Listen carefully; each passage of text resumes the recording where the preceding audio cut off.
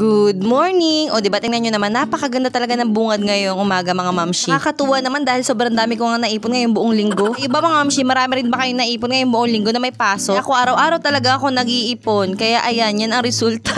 Isipin nyo mga mamshi na pera yung tinutukoy ko ha. Ayan mga mamshi, labahin, tiklupin, gawaing bahay. Ito nga talaga yung palagi ko sinasabi na pinakaayaw kong gawin sa lahat ang pagtutupingan ng mga damit mga mamshi kasi nga nakakaanto. Sabi ko nga pala dito kay Chantal, bago nga ako magsimula magtupi ay mag-post nga pala muna kami para nga dun sa gagamitin kong thumbnail dito nga sa vlog ko. Diba mga mamshi pak, parang welcome to my gabundok na tupiin. Ganon.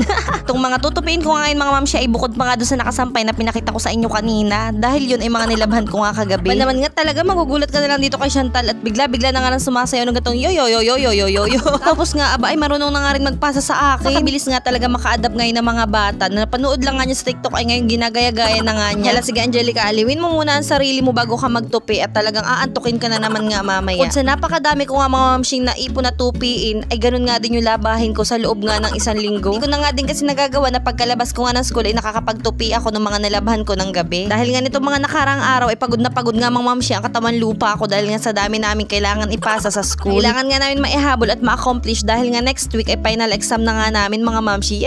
Final exam na, next sem, second sem na. Tapos kasunod, third year na, fourth year na. Ay, charot. Masyado na pala akong napa-advance mag-isip. Malayo na pero malayo pa. Nakakatuwa din naman nga pala dito mga mamsi sa pag-vlog ko dahil yung mga alaala ko ng first year kahit papano ay nababalik-balikan ko pa. Dito na nga sa pag-vlog ko naka-document yung lahat halos na nangyayari sa buhay ko. Tapos malay mo sa mga susunod na vlog ko, ayan, fourth year na ako, nakasuot na ako ng pang-teacher na damit. Ayan, charot lang masamang mangarap. At syempre dahil vlog ko to, pagbigyan nyo na ako. Dahil nga may dala si Daddy Sherwin na pandesal, pagkagaling nga niya sa pagde-deliver ay napakain nga ako mga mamshi. Nakakagutom naman nga talaga yung magtupi ka ng ganito kadaming damit. Haro, Diyos ko. Abay, lakas nga rin ng trip nito ni Chantal at nagpo-poker face pa nga dito sa video ko. Wala nga atang topak ngayon ah. Dahil Friday nga pala ngayon mga mamshi ay wala nga pala dito si Kuya Sean. Ako lang naman kasi ang walang pasok tuwing Friday. Kaya naisipan ko nga na habang Friday pala ngayon ay umpisahan ko na nga itong mga gawain ko at ito nga mga tupi at labahan ko nga na naipon. Kailangan ko na nga din pala itong matapos kaagad dahil nga meron pa sa akin nag-aabang na mga nakababad na kumot at punda ng unan. Dahil ako mga mamshi hindi na nga maintindihan ang mga amoy. Dahil parang 2 weeks ko na hindi nalalaban ng mga punda at kumot namin. Pagkatapos ko nga maglaba ulit mga mamshi, ulit